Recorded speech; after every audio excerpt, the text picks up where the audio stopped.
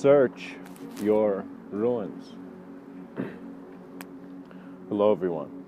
I would like to talk about today how there are certain aspects of yourself which you have not looked at.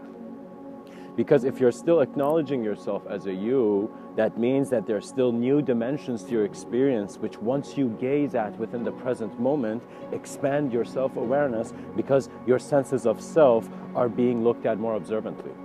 Depth is actually looking at something to a point where you can no longer see the same thing.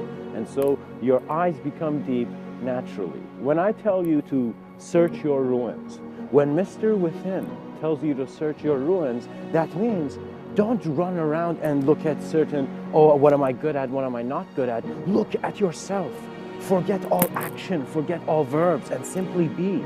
And observe your existence, because in observing your existence, you will find moments of silence and stillness, which all movements are observed, all noises are observed. And so man is not recognizing that at this point, when he goes and looks at his subtler realms of reality to look at more of a multidimensional experience, he is confronting noise at first. You must first let the noise reach complete silence, complete stillness. That is the pilot's training. The pilot's training is to allow existence to be. And so to allow existence to be means to be aware of your conditioning to a degree that you see it is one drop compared to the ocean of existence that you are. We want man to rise, and what is preventing him to rise are images of his fall. The images of his fall has become more significant in his spirituality because man is finding himself in a changing world. But to be aware of the changeless is a route that is not externally done. In other words, the route to immortality is not through where you are mortal. And what that means is that you look at the human form, you look at the human shape, and there's some questions that it's as if you're not meant to see right directly, but as technology evolves, we're granted more permission.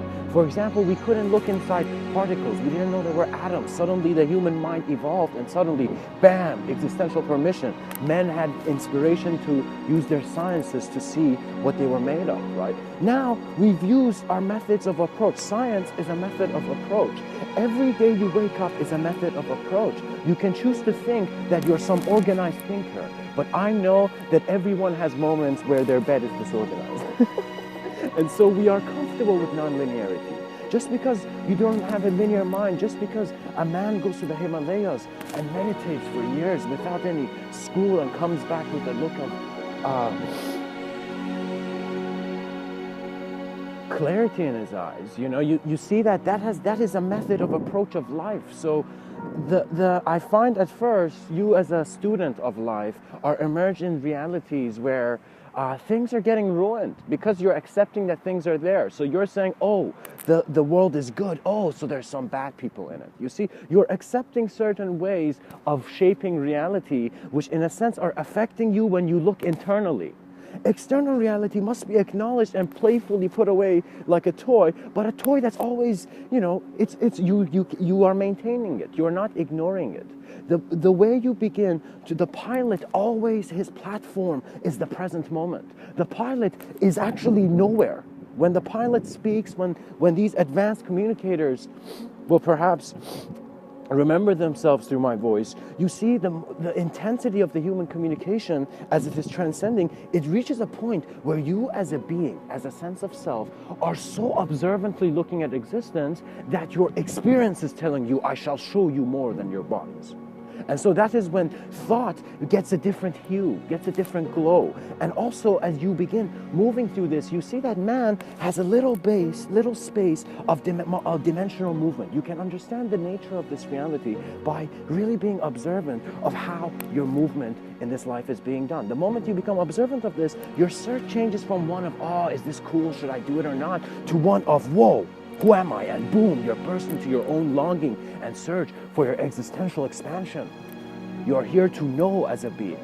All the things that you have learned, its value has kept with you, has stood with you when you've known it. In other words, when I ask you where your house is, you know it. Right? But at least we hope you do. However, you must understand that to search your ruins means to confront the worst aspects of yourself. It actually means that an efficient human being should not just be one looking for success. There's no such thing as success. Success is simply a shape which you're enticed by at first. But you want to look more than such a taste. You want to continue and see that, okay, when my vision gets a bit deeper, when I become a bit more selfless as a present moment of existence observing my life, I can see that the reason I have problems is because I have co-created realities which I have agreed in, and so I have a sense of an honest man. But because the sense of an honest man is shaped on your idea of you, an idea is as temporal as the one who is looking at it.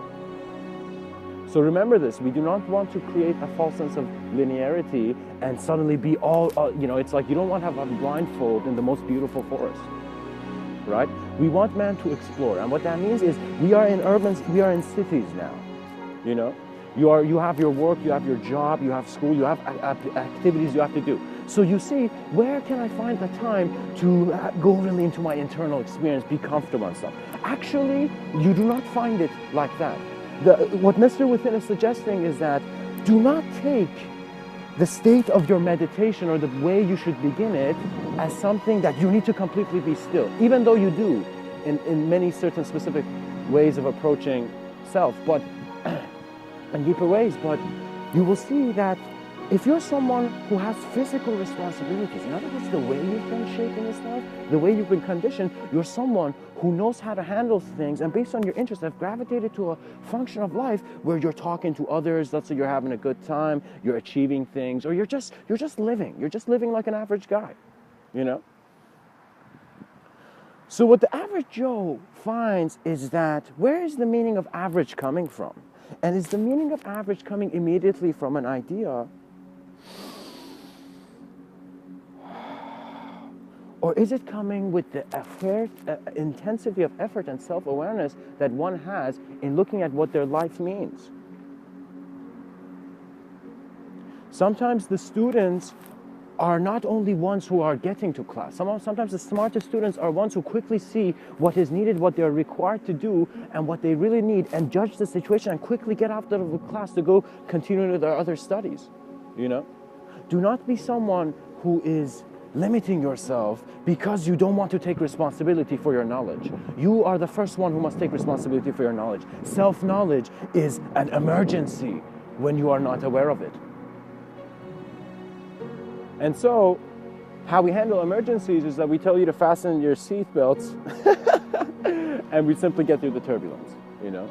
So, look at aspects of your life which you are certain of. I'm not telling you go find things that you know how to do but you haven't discovered yet. No.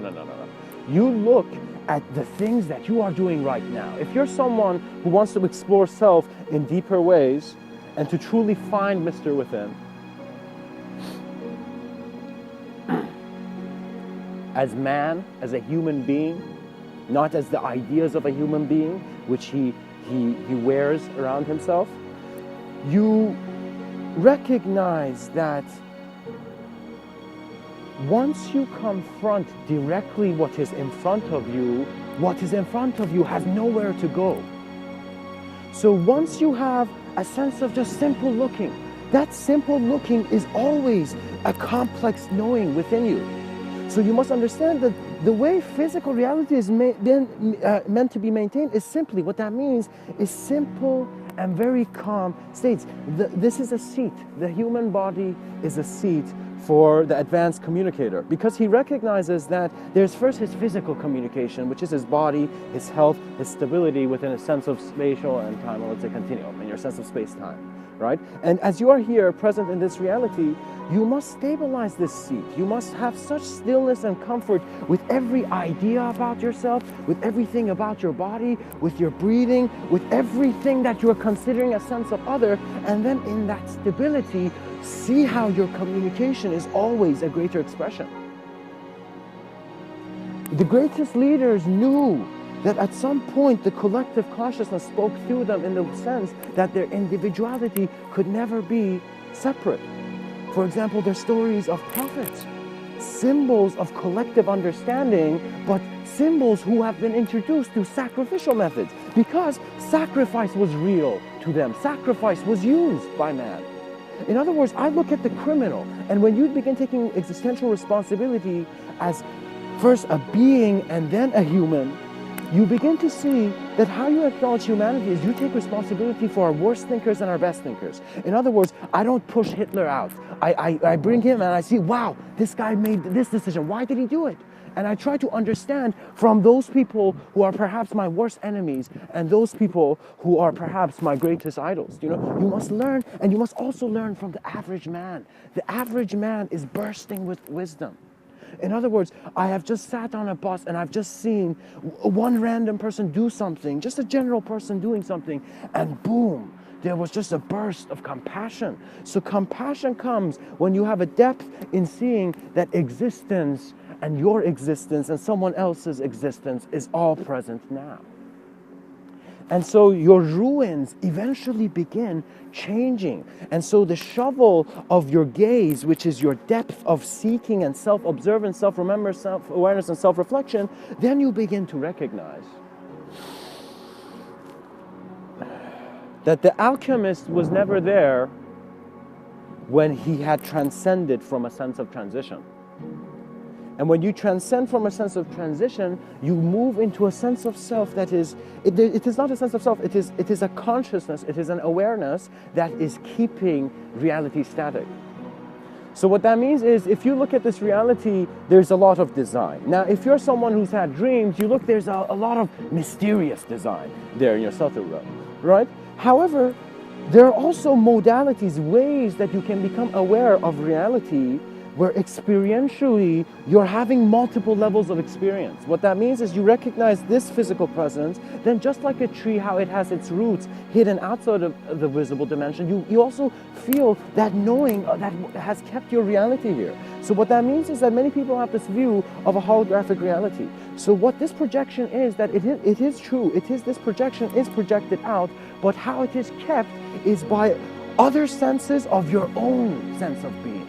What that means is that the corners of the pyramid of Giza all led to one point. And so you see that that one point on the top was as if when collective consciousness exists, there is never individuality. And so this simple truth changes for you, because the depth that you discover is actually your senses of knowing activating. You're moving up a staircase, and imagine each step is a sense of self that which you're activating, but you're neither one. You are a stillness and silence that is keeping all here. So the sense of being that is keeping all existence here, and the sense of being that is in it, existing and wondering, are in a sense a co-creation within the same creation.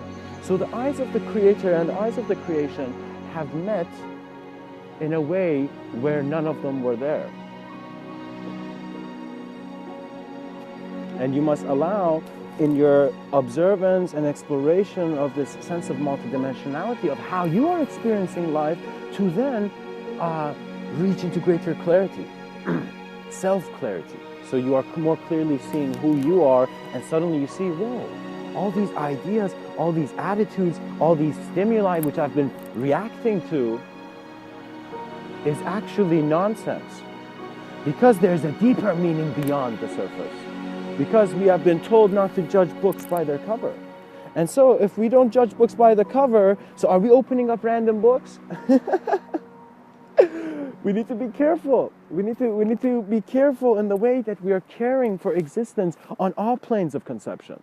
You must have first responsibility in the physical plane of conception to then be naturally allowed a responsibility, existential responsibility for confronting greater realms of your own vision. This is the plate. This is the reference point. This is the checkpoint where your book of existence has opened this physical plane of reality. Now, you can also check what's been written in the pages before. You can also read ahead, but you won't understand it, right? So what is advised when you're reading a book from the middle suddenly? To continue and see what is said there, right? Because that's where your checkpoint, your bookmark was.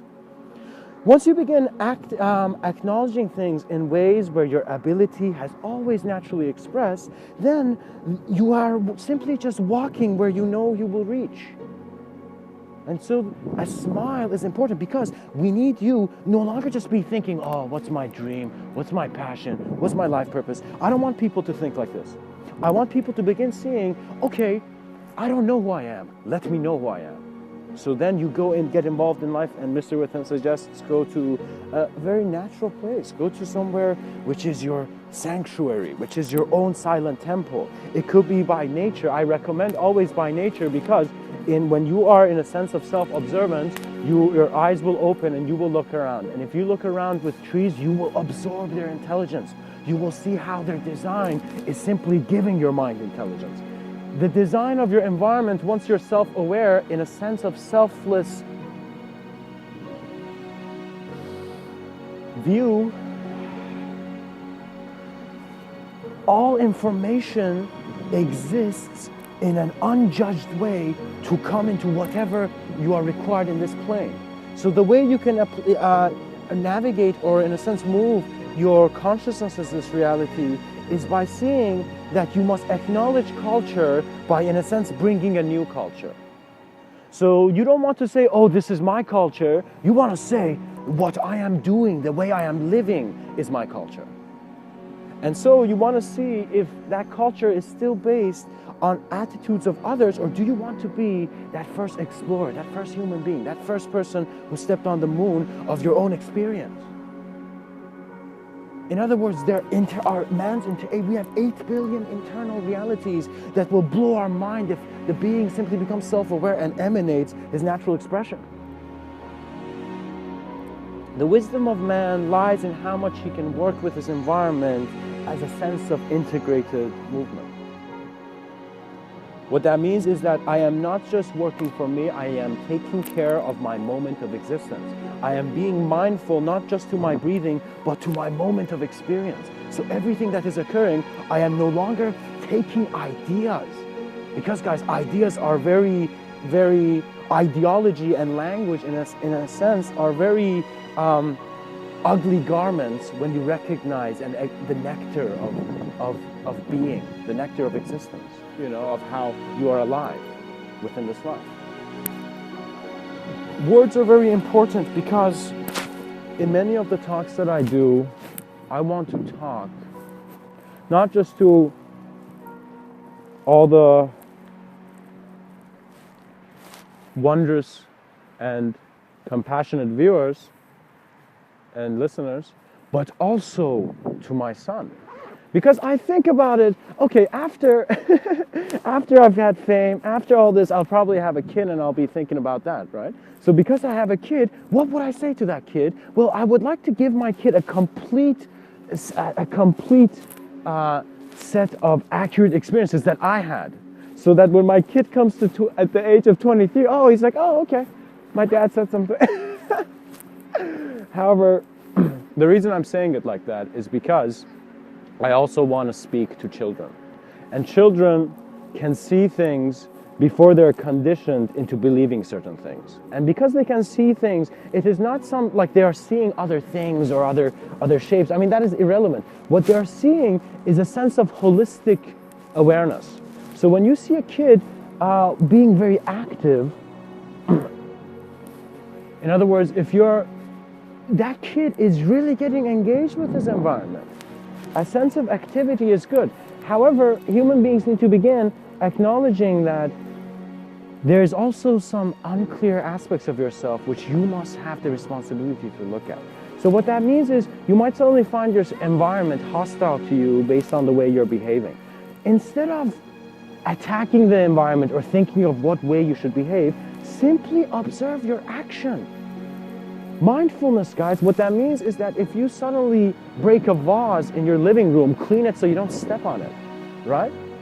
And so similarly, in your internal mind, when you have done a bad action, when you feel you have done something which is not you, immediately acknowledge it. First of all, immediately physically contribute. So if you have, let's say, taken something from someone, trust me, the path of authenticity will correct itself. In other words, the minute you in a sense align and harmonize a compassionate attitude with life, the crimes will begin handling, the consequences will become, in other words, you will face the music, but the music will be very low volume if you immediately look in the mirror of your honesty and do the right thing.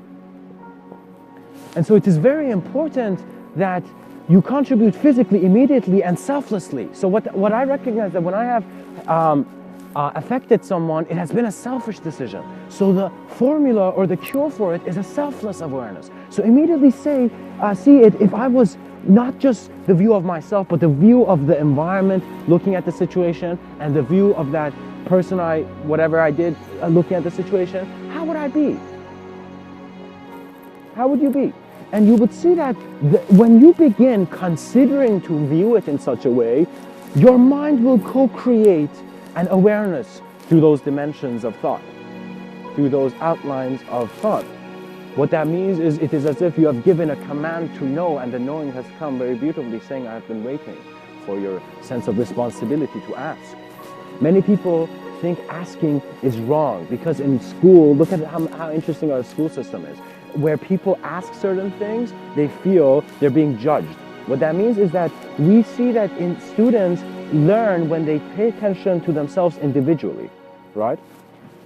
But when you put groups of different kids into a classroom, you see that what immediately happens is that the kids have their attention not just on the chalkboard, but on also other students around them. So in a sense, we are creating a distraction to then telling them to listen, because you're putting other people there. Now, what this says is that our educational systems can begin creating efficient ways where individually people can go and transition to any class where they want. So each year, you have an opportunity to adjust your class. So I see university, for example, and there are many different programs. And so you at first don't know what program you like, let's say. I chose finance, but then I saw it wasn't really my thing, you know? And now I'm in engineering. So I noticed that how it was that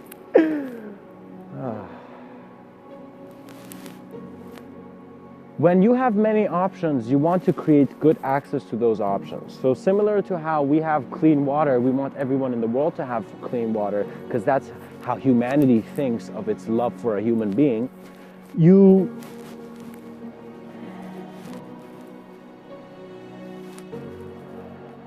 begin to see that all the times where you did not share some things, there was no reason not to.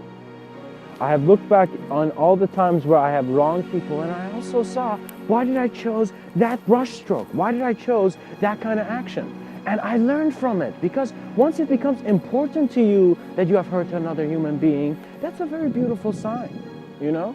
Once you do a wrong and you feel it's wrong, I mean, like, pay attention to that.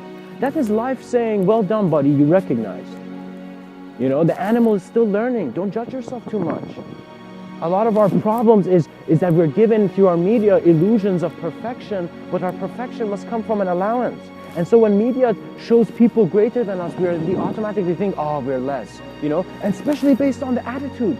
I'm hearing people in high spaces where there are many people looking at them, condemning people below them. Do not repeat the mistake of heresy. Do not reduce another person's ability to make sure you have your own. I know it's tough, you need to hustle in certain settings, but do not forget that you are in this life for, let's say, 100 years. So you are writing 100 years of words. And write good words, leave good words behind, leave good actions behind, leave good thoughts behind. Live an expression of your knowing that when people look at you, they see beyond your face. They see the world you walked in. People begin writing beautifully. And in your writing, write so honestly that you're like, nothing can touch the nature and the honesty of these words, not even space and time. And so that's when you in a sense get the poet's madness, where you in a sense see that you can reveal more than the immediate revelation by simply not revealing anything. It is a very, very interesting act. And so it is up to you, it is your responsibility to search your ruins and to find out if your knowing is based on form, or if you want the certainty of the knowing, that is the stillness of life, that is the silence of life, that is just that formless presence that is always emanating. Similar to how we look at the pupil of greater beings and we see that the way they're looking at us is very warm. So in other words, when I look at the sun in the sky,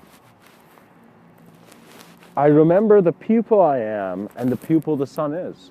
Because the sun is a student of a greater light, similar to how I am a student of this cosmic, let's say, dimension of existence. You need to see that the biggest problems that are really keep ruining man when he searches for his ruins is his inability to allow himself to be expressed. In other words, you allow your body, your hands to move freely. Why aren't you allowing your sense of acknowledgement and identification with ideas move freely? That is the sign of an advanced communicator, because an advanced communicator understands that the intention to do things is not originated from thoughts, but the self-awareness to all things. And so that self-awareness is your intuitive, innate knowing. And so we see that when the Native American was tapped into the, let's say, the nature of life, and he could feel the grass connected to all his fingers as he caressed it, as he caressed the earth, you would see that when Christopher Columbus came and said,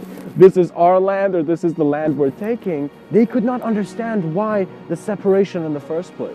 So you need to see the Western mind, it's as if different attentions to life form have done different things. So you will see that it's so funny, even though man is one race, there are many senses of intention and consciousness and direction from the, in a sense, from a unified cause being presented to it.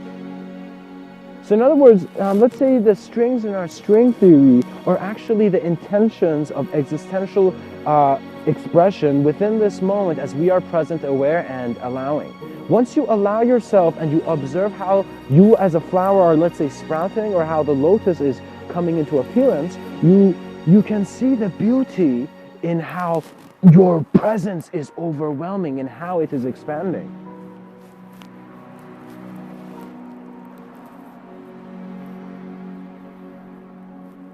And so you will remember yourself in ways where you will see that the hardest things that you thought right now would instantly have already been done, because the intensity of your ability to concentrate and to be aware is naturally the direction and the intention of experience.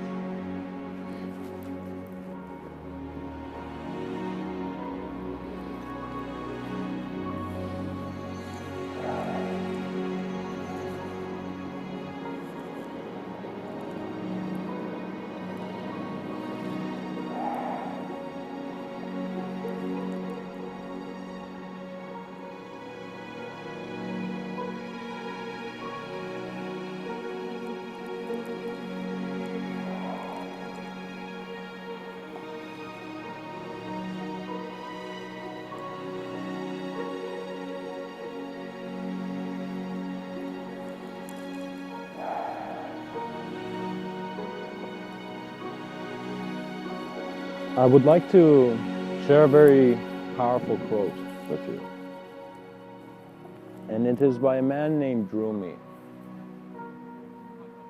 And when you search for ruins, there are moments where you see that you are to acknowledge existence more than how you have ever known it to be. And so, when you look up, perhaps you may hear this quote. Become the sky. Take an axe to this prison wall.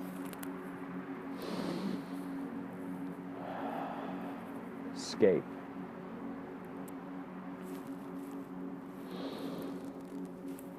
In another of his quotes, he says, "A secret freedom opens through a crevice you can barely see."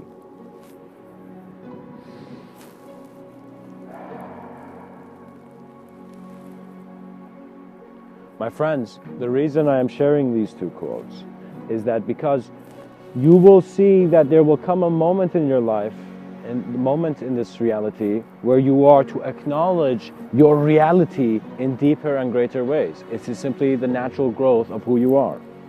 but an internal expansion of self-awareness.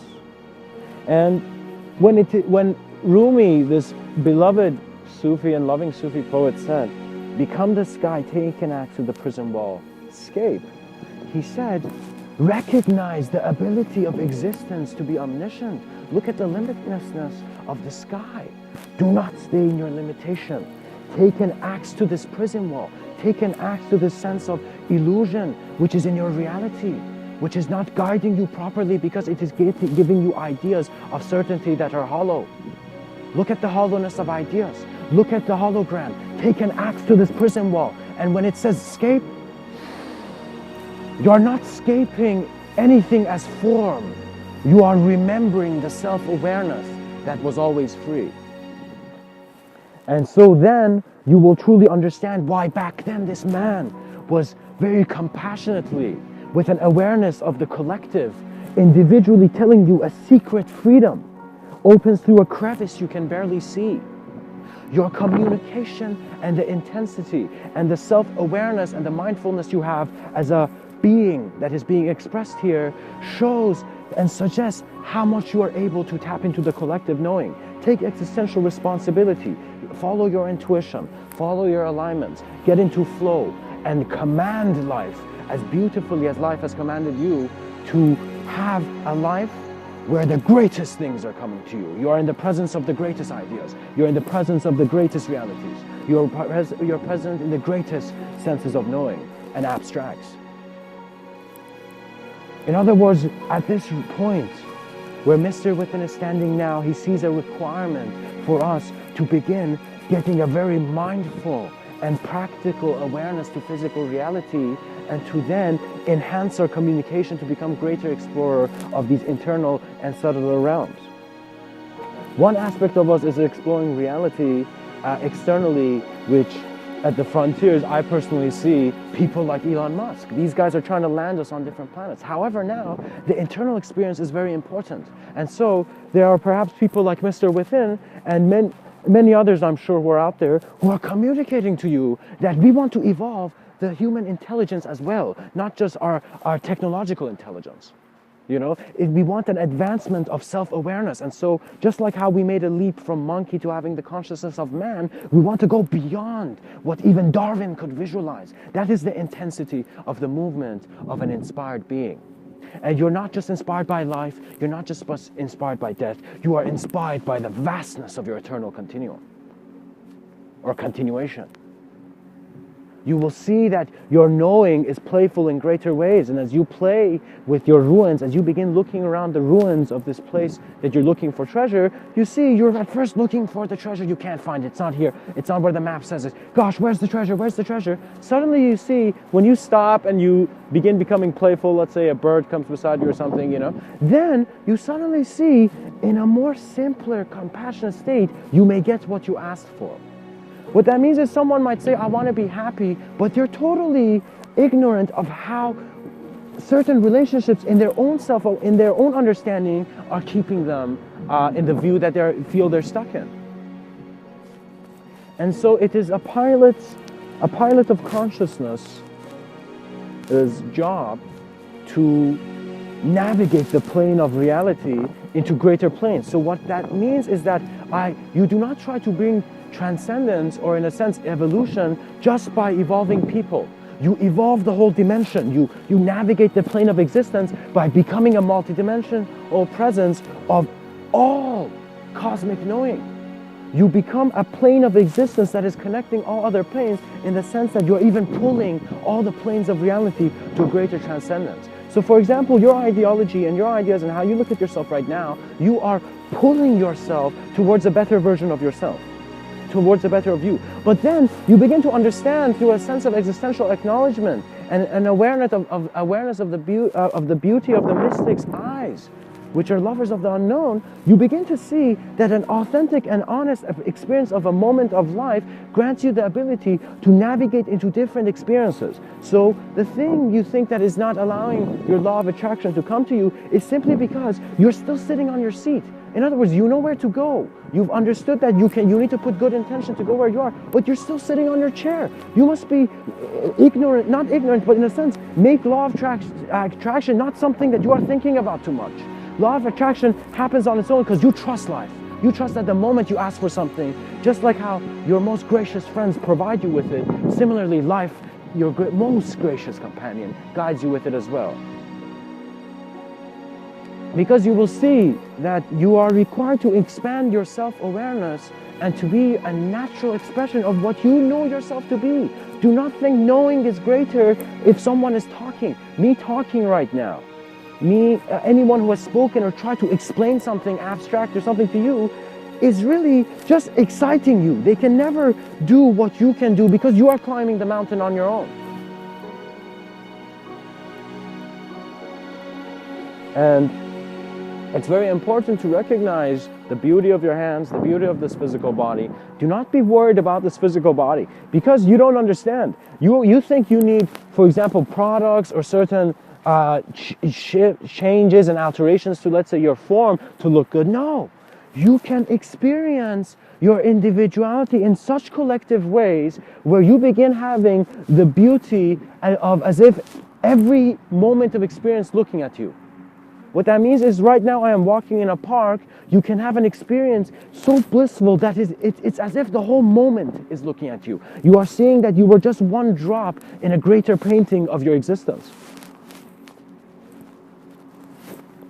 And so the pilot of consciousness is the most compassionate being alive, most existentially compassionate being. You're no longer just a Buddha, you're a Buddha who is navigating this plane of existence by saying, beyond the Buddha is the plane of existence transcending. What that means is that, let's say, perhaps many enlightened minds who have shown themselves to, in a sense, be the way, were beautiful creations and developments of life on this plane. Any enlightened mind, any person who has preached a sense of self-awareness leading to a sense of omniscience in regards to knowing yourself in deeper ways, has contributed well. But now we also see the times are changing. And so there's a reason the generations before feel an immense disconnect, because this generation needs to have an interest in technology. We need to learn our technologies accurately. We need to learn our technologies so much that we want to know who even made them and who's running them. That is how much we want to learn technology. But when I say who's running them, not that you're looking for something behind the shadows. Simply see how design is made. Appreciate the sciences, branches of man, and recognize you are the one who can connect them. You are the genius in every genius act. It is you. You are the moment which can do an alchemy, not just from lead to gold, but in a sense from one aspect of your experience to a multidimensional appreciation of your collective being, your collective knowing.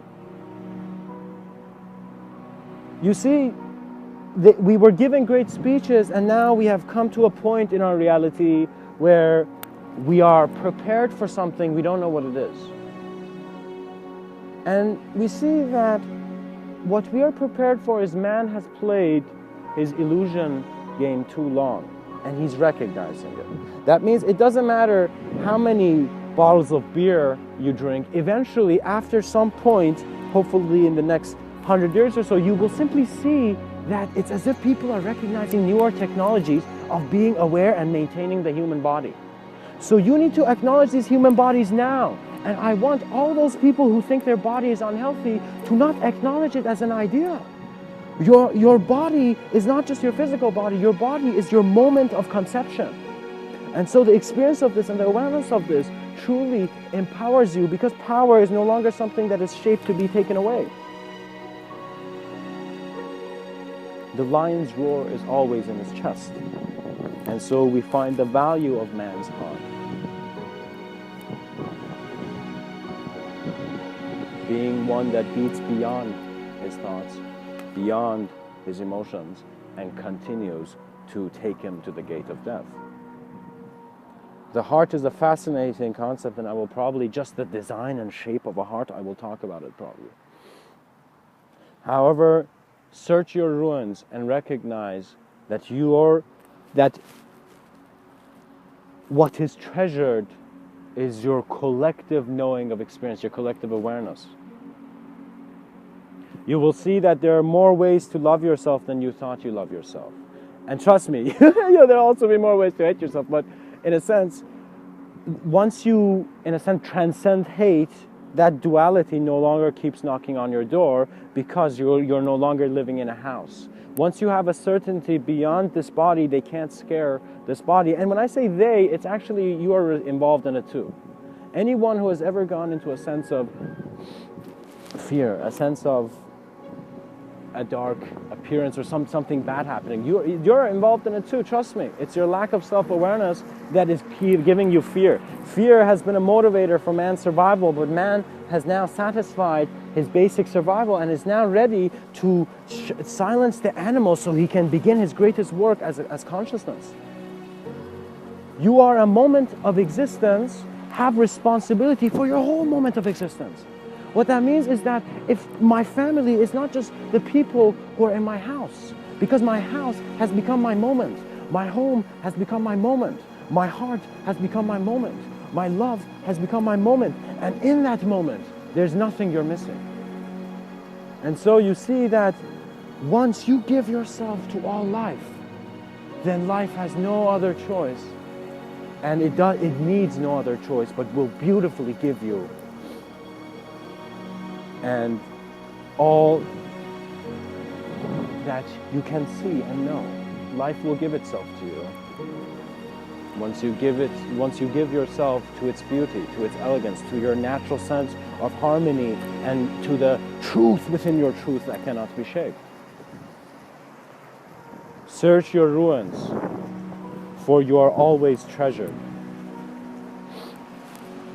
here and there. Much blessings and namaste.